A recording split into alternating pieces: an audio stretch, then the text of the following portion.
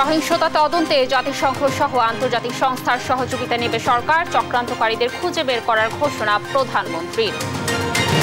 March for justice ঘিরে দেশের বিভিন্ন স্থানে শিক্ষক শিক্ষার্থীদের জমায়েত।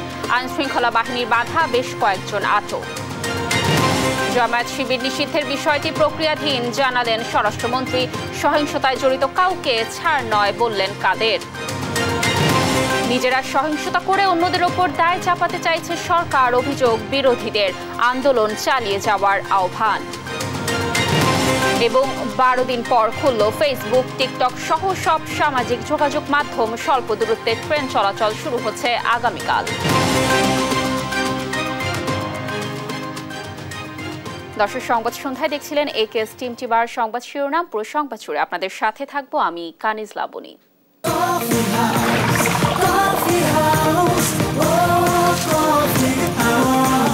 কফি হাউস, প্রতি চুমুকে আড্ডা জমে। দর্শক, এবার চলে যাচ্ছে বিস্তারিত সংবাদে। কোটা আন্দোলনের নামে সহিংসতা ও হত্যাকাণ্ডের সুষ্ঠু তদন্তের জন্য জাতিসংঘের কাছে আবেদন নেওয়া হবে আন্তর্জাতিক সংস্থাগুলোর সহযোগিতা, জানিয়েছেন প্রধানমন্ত্রী শেখ হাসিনা। তিনি বলেন, ঘোলা পানিতে মাছ শিকারের চক্রান্তে কারা জড়িত তাদের খুঁজে বের করতে হবে। জাতীয় মৎস্য সপ্তাহ উদ্বোধন অনুষ্ঠানে এসব কথা বলেন প্রধানমন্ত্রী। জয় যাদবের রিপোর্ট। দেশের প্রাণীজ আমিষের 60% যোগান আসে মৎস্য সম্পদ থেকে। 2008-এ যেখানে মৎস্য উৎপাদন ছিল 25 লাখ মেট্রিক টন, সেখানে 15 বছরে তা বেড়ে দাঁড়িয়েছে 50 লাখ মেট্রিক টনেরও বেশি। 2030 সালে লক্ষ্য 65 লাখ মেট্রিক টন। এমন প্রেক্ষাপটে বুধবার সকালে রাজধানীর বঙ্গবন্ধু আন্তর্জাতিক সম্মেলন কেন্দ্রে জাতীয় মৎস্য সপ্তাহের উদ্বোধনী অনুষ্ঠানে যোগ দেন প্রধানমন্ত্রী শেখ হাসিনা। বক্তব্যের শুরুতেই সম্প্রতি কোটা আন্দোলনের নামে সহিংসতা নিয়ে কথা বলেন তিনি। সমবেদনা জানান স্বজনহারা মানুষের প্রতি। বলেন, যে ঘটনা ঘটেছে তা ভাবনার বাইরে। আমি কোনোদিন ভাবতে পারিনি যে এই সময় এই ধরনের একটা অবস্থার সৃষ্টি হবে, আর সেখানে এতগুলি তাজা প্রাণ যাবে। স্থাপনা যেগুলি ধ্বংস করছে সেগুলি তো পুনর্গঠন করা যাবে, কিন্তু যে প্রাণগুলি ঝরে গেল সেগুলি তো আমরা ফিরে পাবো না। সহিংসতা ও হত্যাকাণ্ডের তদন্তে আন্তর্জাতিক সংস্থার সহযোগিতা নেওয়া হবে বলে জানান সরকার প্রধান। কারণ দাবির অপেক্ষা আমি রাখিনি। আমি তার আগেই জুডিশিয়াল কমিটি করে দিয়ে, এবং আজকে আবার আমি নির্দেশ দিয়েছি, আমরা একজন জজ সাহেবকে দিয়ে করেছিলাম, সেখানে আমি বলেছি আরও 2জন জজ সাহেব দিয়ে আরও 2জন লোকবল বৃদ্ধি করে দিয়ে এবং তার তদন্তের পরিধি বাড়ানো। সেই সঙ্গে আমরা জাতিসংঘের কাছে আবেদন করেছি যে আমরা আন্তর্জাতিকভাবে বিভিন্ন সংস্থা আছে, বিশেষ করে বিদেশে, তাদের কাছে আমরা সহযোগিতা চাই যে এই ঘটনার যথাযথ সুষ্ঠু তদন্ত এবং যারা এর সঙ্গে দোষী তাদের সাজার ব্যবস্থা। প্রধানমন্ত্রীর প্রশ্ন, আন্দোলনের নামে ধ্বংসযজ্ঞ চালিয়ে কে কি অর্জন করলো? যে ইস্যুটা নেই সেটা নিয়েই আন্দোলনের নামে এই ধ্বংসাত্মক কার্যকলাপগুলি, দেশের অর্জনকে নষ্ট করা, আন্তর্জাতিকভাবে বাংলাদেশের ভাবমূর্তি নষ্ট করা, কে কি অর্জন করলো সেটাই আমার প্রশ্ন। আমার কাছে ক্ষমতা তো ভোগের বস্তু না। আমি তো আয়াস আরাম করার জন্য ক্ষমতা আসিনি। আমি দিন রাত অক্লান্ত পরিশ্রম করেছি বাংলাদেশটাকে একটু উন্নত করতে, এবং সেটা আমি সফলভাবে করতে পেরেছি। সেবা খাত ধ্বংস করে যারা দেশের ভাবমূর্তি ক্ষুণ্ণ করেছে তাদের বিচারের ভার দেশবাসীর উপর ছেড়ে দেন প্রধানমন্ত্রী শেখ হাসিনা। একটা ঘটনা ঘটিয়ে ঘোলা পানিতে মাছ শিকার করে দেশকে পিছনে টেনে নেওয়ার এই চক্রান্তে যারা জড়িত, সেটা আপনাদের খুঁজে বের করা উচিত। জয় যাদব, দেশ টিভি, ঢাকা। দেশের সাম্প্রতিক সহিংসতাকে একটি সন্ত্রাসী হামলা উল্লেখ করে প্রধানমন্ত্রী শেখ হাসিনা বলেছেন, এ হামলার লক্ষ্য ছিল সরকারকে ক্ষমতাচ্যুত করে শ্রীলঙ্কার মতো পরিস্থিতি তৈরি করা। দুপুরে গণভবনে ভারতীয় হাই কমিশনার প্রণয় ভার্মার সঙ্গে সাক্ষাতে এ কথা বলেন তিনি। প্রধানমন্ত্রী বলেন, এটি মোটেও আন্দোলন ছিল না, এক পর্যায়ে এটি প্রায় সন্ত্রাসী হামলায় পরিণত হয়েছে। সাক্ষাৎকার শেষে এ তথ্য জানান প্রধানমন্ত্রীর প্রেস সচিব এম নাইমুল ইসলাম খান। প্রধানমন্ত্রীকে উদ্ধৃত করে তিনি জানান, নৈরাজ্যবাদীরা সরকারের পতনের জন্য শ্রীলঙ্কায় যা ঘটেছিল তার মতো পরিস্থিতি তৈরি করার চেষ্টা করেছিল।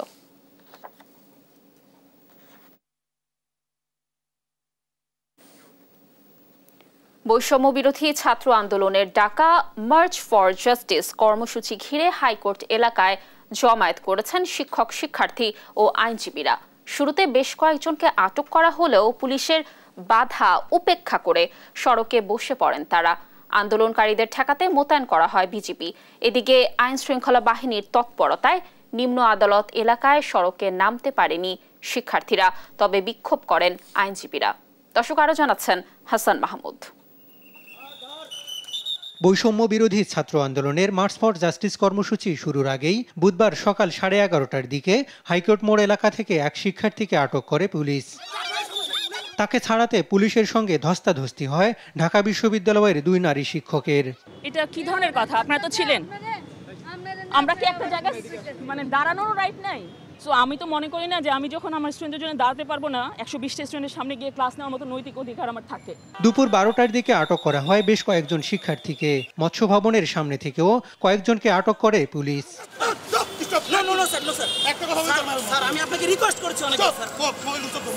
দুপুর 12:30টায় হাইকোর্টের মাজার গেট দিয়ে আইনজীবীরা মূল সড়কে বের হতে চাইলে বাধা দেয় পুলিশ।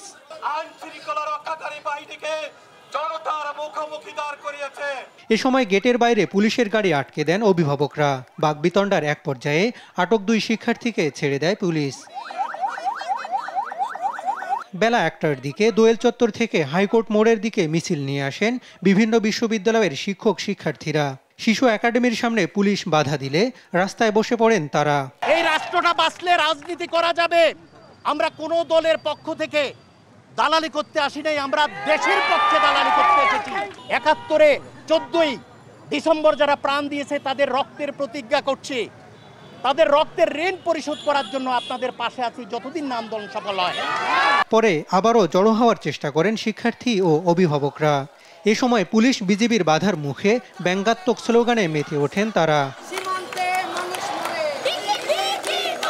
এরপর চারদিক থেকে জড়ো হয় আরও শিক্ষার্থী।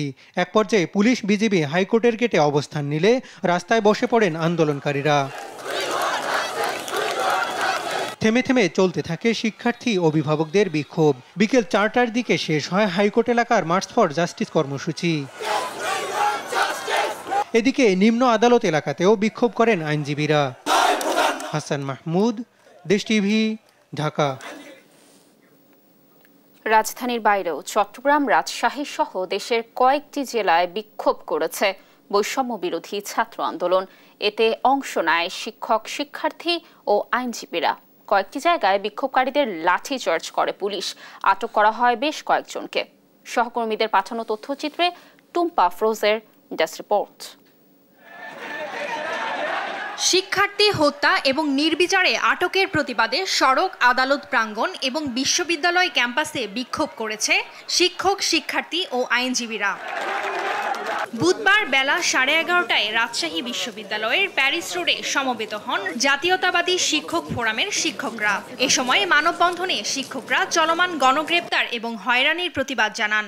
অবিলম্বে শিক্ষার্থী হত্যার বিচার দাবি করেন তারা। পরে শিক্ষার্থীদের ওপর হামলার বিচার ও হয়রানি না করা সহ 10 দফা দাবি জানিয়েছেন এ বিশ্ববিদ্যালয়ের মুক্তিযুদ্ধের চেতনা ও মূল্যবোধে বিশ্বাসী প্রগতিশীল শিক্ষক সমাজও। আমাদের সন্তানেরা জানে কিভাবে রাস্তায় নামতে হয় তাদের দাবি নিয়ে, এবং সেই দাবি কি করে আদায় করতে হয়। কিন্তু পাশাপাশি আমাদের এটাও দেখতে হবে এই দাবি আদায়ের আন্দোলনের মাধ্যমে অন্য কেউ যেন তাদের কোনো ব্যক্তিগত স্বার্থ উদ্ধারের চেষ্টা না করে। যারা নিহত হয়েছে অবশ্যই তাদের দিকে দেখতে হবে এবং নিহতের ঘটনা এটা যে ক্রাইম, সেই ক্রাইমটাকে ডিটেক্ট করতে হবে এবং যারা রেসপন্সিবল তাদের পানিশমেন্টের ব্যবস্থা করতে হবে। এদিন সকাল 10টায় বৈষম্য বিরোধী ছাত্র আন্দোলনের ব্যানারে ছাত্রছাত্রীরা জেলা পরিষদ ভবনের সামনে জড়ো হতে থাকেন। পরে মিছিল নিয়ে নগরীর লালদিঘি এলাকায় কিছুক্ষণ অবস্থানের পর আইনজীবীদের একাংশ যুক্ত হন বিক্ষোভে। পরে চট্টগ্রামে আদালতপাড়ার দোয়েল ভবনের সামনে অবস্থান নেন তারা। এ সময় উই ওয়ান্ট জাস্টিস সহ বিভিন্ন স্লোগান দেন তারা। এ সময় তৎপর ছিল বিপুল পরিমাণ আইন শৃঙ্খলা বাহিনীর সদস্য। কুটিরা কেন এখনো বাহিরে ঘুরছে এবং আমাদের বোনদেরকে আমাদের ভাইদেরকে তুলে নেওয়া হয়েছে। বিচার করার পরে আমরা মাঠ থেকে যাব। প্রত্যেকটা নির্বিচারে হত্যার বিচার করতে হবে। যারা মারা গেছে তাদেরকে কি ফিরাই দিতে পারছে? তাদেরকে তো ফিরাই দিতে পারে নাই। তাদের ওই হত্যার দাবিটাই তো চাচ্ছে ওরা। আমারও বাচ্চা তো আছে, তাহলে যাদের মা যাচ্ছে ওদের কত হয়রানি হচ্ছে, কত কষ্ট হচ্ছে। ওরা কিন্তু নিরপরাধ, ওরা কিন্তু কোনো অপরাধ করেনি আসলে। বরিশালের টাউন হল প্রাঙ্গণ এবং আদালত চত্বরে জড়ো হওয়ার চেষ্টা করলে বিক্ষোভকারীদের লাঠিচার্জ করে পুলিশ। এতে আহত হন 20 জন। এ সময় আটক করা হয় 12 জনকে। তারা এসেছে শুধুমাত্র সমন্বয়কদের মুক্তি দাবি করতে এবং 9 দফা দাবির জন্য। তাদেরকেও যে এরা স্বাধীনতা বিরোধী আখ্যা দিয়ে যেভাবে হামলা করেছে, এ থেকেই বোঝা যায় সরকার ফ্যাসিবাদের শেষ পর্যায়ে পৌঁছে গেছে। এছাড়া নরসিংদী, বগুড়া, ময়মনসিংহ সহ বিভিন্ন স্থানে একই দাবিতে বিক্ষোভ করেছে আন্দোলনকারীরা। টুম্পা আফরোজ, নিউজ ডেস্ক, দেশ টিভি। সন্ত্রাস দমন আইনে জামায়াত শিবিরের রাজনীতি নিষিদ্ধের প্রক্রিয়া চলছে বলে জানিয়েছেন স্বরাষ্ট্রমন্ত্রী আসাদুজ্জামান খান কামাল। বুধবার সন্ধ্যায় সচিবালয়ে এক সংবাদ সম্মেলনে এ তথ্য জানান তিনি জানান যে কোনো সময় এ নিয়ে প্রজ্ঞাপন জারি করা হবে। জামায়াত শিবির নিষিদ্ধ, এটা আগেই নিষিদ্ধ ছিল। আপনারা জানেন জিয়া রহমান সাহেব এসে আবার তাদেরকে রাজনৈতিক অধিকারটা দিয়েছে দল করা এবং এদেশের মুক্তিযুদ্ধের পক্ষের দলগুলি এবং এদেশের সুশীল সমাজ সবাই জামাতকে তখন থেকে নিষিদ্ধ ঘোষণা করার জন্য অবিরামভাবে বলে আসছিল। এটা জনগণের একটা দাবি ছিল। গত পরশুদিন 14 দলের সঙ্গে মিটিং হয়েছে এবং মাননীয় প্রধানমন্ত্রী অনেকের সঙ্গে মতামত নিয়েছেন। সবাই মাননীয় প্রধানমন্ত্রীকে এই দলটি নিষিদ্ধ করার জন্য, শুধু জামাত ইসলাম এবং শিবির এই দুই দলকে নিষিদ্ধ করার জন্য পরামর্শ দিয়েছে। অভিমান ভুলে আওয়ামী লীগ নেতাকর্মীদের ঐক্যবদ্ধভাবে আগুন সন্ত্রাস মোকাবিলার আহ্বান জানিয়েছেন দলের সাধারণ সম্পাদক ওবায়দুল কাদের। তিনি বলেন, বিএনপি জামায়াতের এবারের সহিংসতা অতীতের সবকিছুকে ছাড়িয়েছে, তাদের কাউকে ছাড় দেয়া হবে না বলেও জানান তিনি। শাহিদুজ্জামান সাকিবের রিপোর্ট। বুধবার সকালে বঙ্গবন্ধু এভিনিউয়ে আওয়ামী লীগের কেন্দ্রীয় কার্যালয়ে সাবেক ছাত্র নেতাদের সাথে মতবিনিময় করেন ওবায়দুল কাদের। এ সময় তিনি জানান 2013-14 সালের মতো আবারও আগুন সন্ত্রাস সংঘটিত হচ্ছে। হুঁশিয়ারি করেন এ ঘটনায় ছাড় পাবে না কেউ।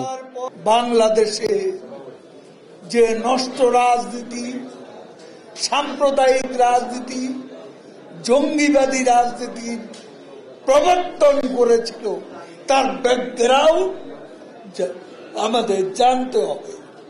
এই অপশক্তিকে যে কোনো মূল্যে আমাদের প্রতিরোধ করতে হবে।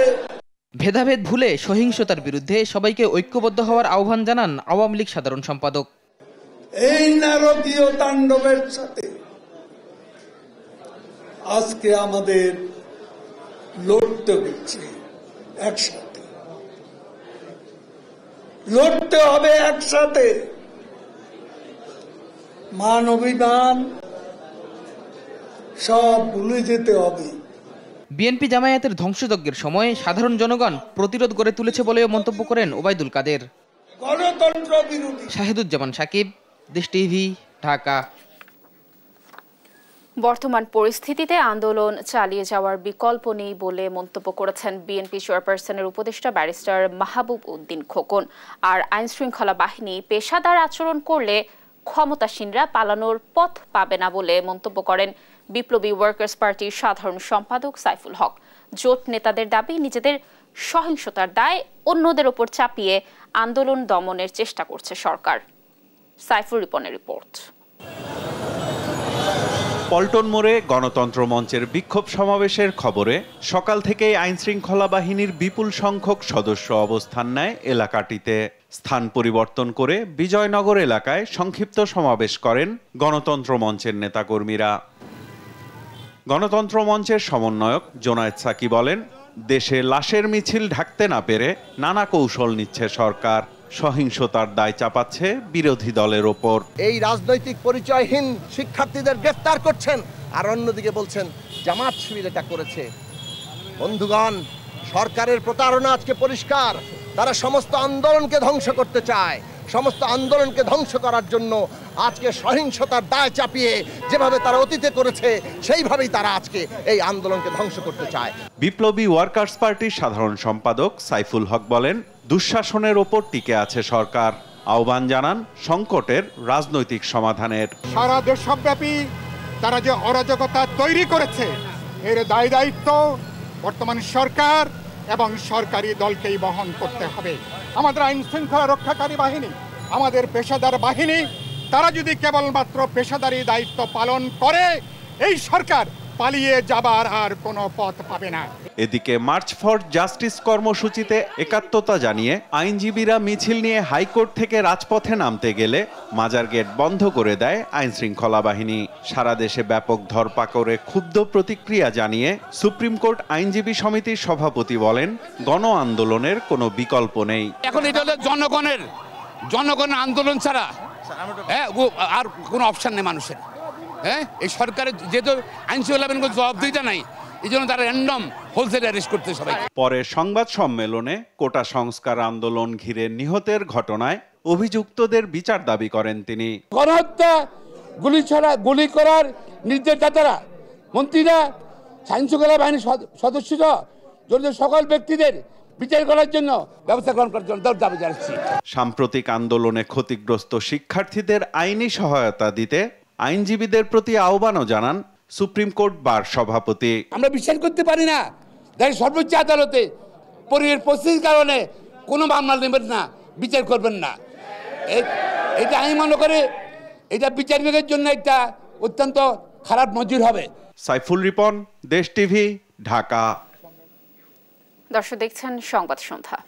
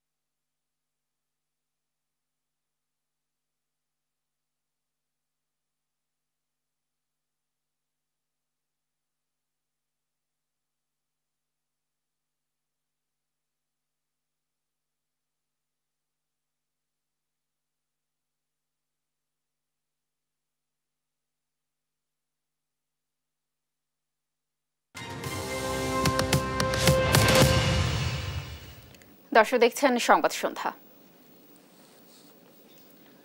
টানা 12 দিন বন্ধ থাকার পর দেশে আবারও চালু হলো ফেসবুক, টিকটক, ইউটিউব সহ সব সামাজিক যোগাযোগ মাধ্যম।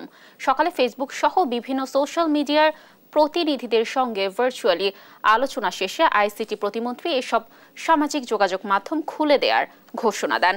এ সময় প্রতিমন্ত্রী জানান, সভায় এসব মাধ্যম আরও দায়িত্বশীল ভূমিকা রাখার প্রতিশ্রুতি দিয়েছে।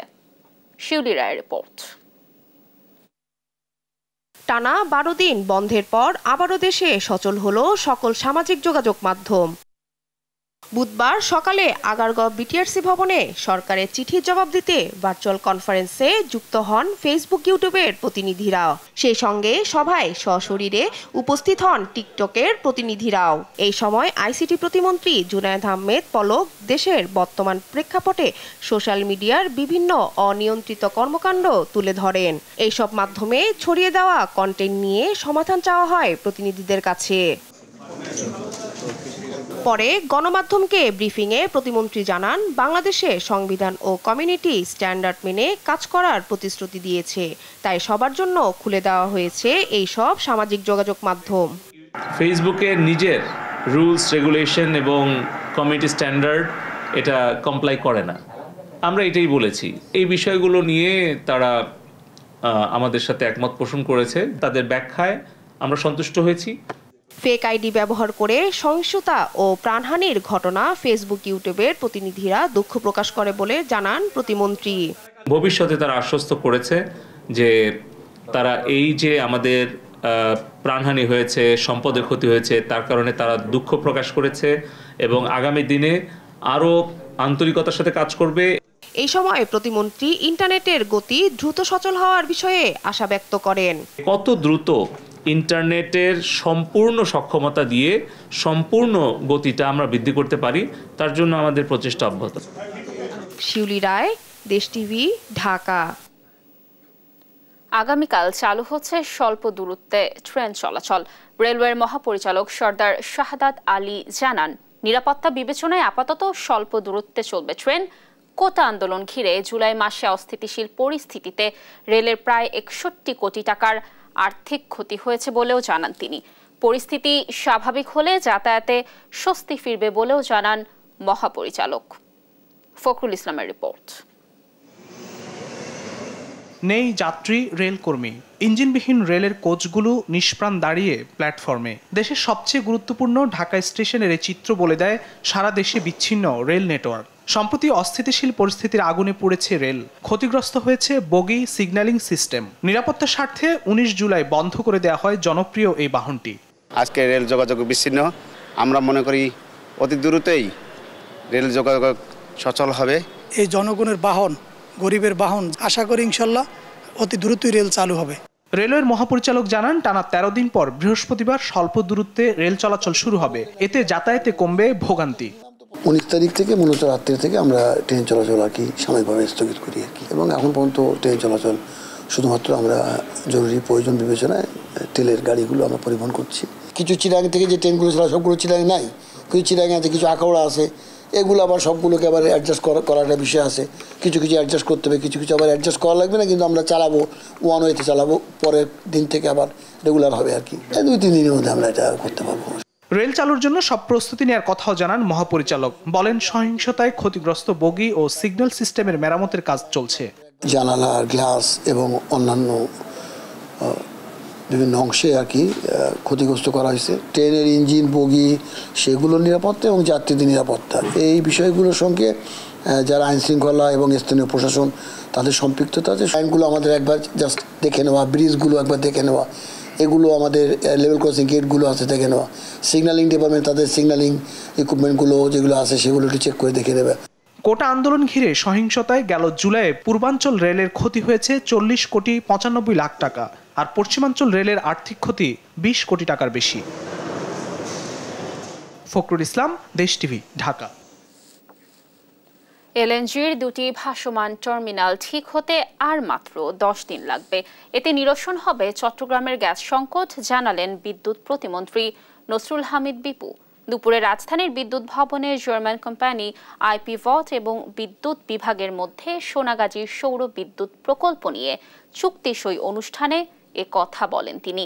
50 মেগাওয়াট ক্ষমতা সম্পন্ন এই প্রকল্পটি 15 মাসের মধ্যে বাস্তবায়ন না হলে ব্যবস্থা নেওয়া হবে বলে জানান প্রতিমন্ত্রী। এছাড়া 2041 সালের মধ্যে নবায়নযোগ্য জ্বালানি থেকে 40% বিদ্যুৎ পাওয়ার আশাও জানান তিনি। আমরা এফএসআরইউর ব্যাপারে আশা করেছিলাম যে 30 তারিখের মধ্যে হয়তো আমাদের এফএসআরইউ কমপ্লিট হয়ে যাবে, আমরা গ্যাস পাবো। কিন্তু যারা এফএসআরইউ যে কোম্পানি আছে তারা এখনও তাদের কাজ সম্পূর্ণ করতে পারে নাই। আমরা আশাবাদী যে আগামী আরও 10 দিন সময় লাগবে, এরই মধ্যে আমরা পেয়ে যাব গ্যাস। দর্শক দেখছেন সংবাদ সন্ধ্যা।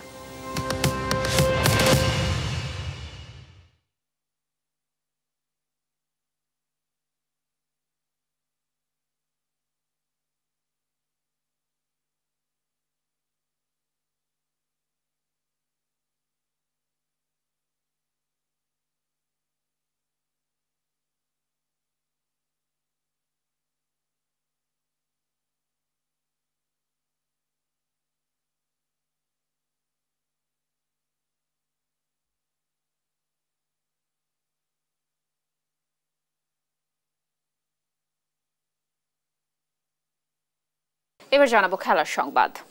পাকিস্তান সিরিজে কোনো প্রস্তুতি ম্যাচ না থাকায় বিসিবি এ দলের সঙ্গী হচ্ছেন মুশফিক মুমিনুলরা।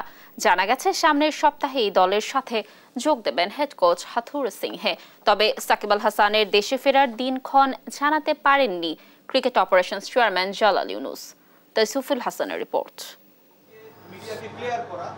জাতীয় দলের পাকিস্তান সফরের আগেই দেশটিতে বিসিবির এ দলের হয়ে ট্যুরে যাচ্ছে মেইন স্ট্রিমের ক্রিকেটাররা। তবে কথা ছিল সুযোগ পাবে পাইপলাইনের তরুণরা। মুশফিক মুমিনুলদের এ দলের হয়ে সফরের কারণ খোলাসা করলেন ক্রিকেট অপারেশনের চেয়ারম্যান জালাল ইউনুস। এখানে কিছু আমাদের মেইন স্ট্রিমের প্লেয়ার আছে, প্রায় 6 জন বোধহয়। তো ওরা কারণটা হচ্ছে যে ওইখানে আপনি জানেন যে তারপরে হচ্ছে ন্যাশনাল টিমের আমাদের 2টা টেস্ট সিরিজ আছে। তো আমরা যেহেতু পাকিস্তানে আমাদের কোনো প্র্যাকটিস ম্যাচ নাই, সেই জন্য আমাদের মেইন স্ট্রিমের কিছু প্লেয়াররা প্রথম এই টিমে যাচ্ছে, যাতে তাদের একটা ওইখানে প্র্যাকটিসও হয়ে যাবে। তো একটা ম্যাচ তারা সেখানে তার পার্টিসিপেট করবে।